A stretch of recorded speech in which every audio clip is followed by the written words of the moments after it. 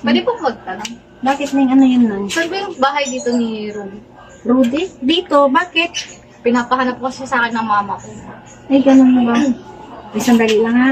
Da! Oy! Bakit mo hinahanap si Rudy? Sabi po kasi ng mama ko, siya yung tatay ko. Tatay mo?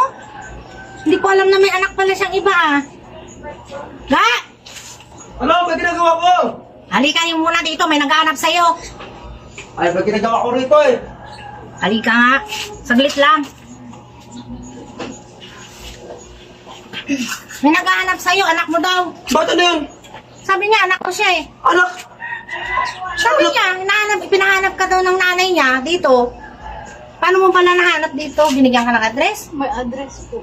Tapos, yun na lang po yung pera ko, wala na akong pamasahe. Kaya po hinahanap ko yung Ruby. Taga saan pa siya? Taga saan ka ba rin eh? Iloilo. Iloilo?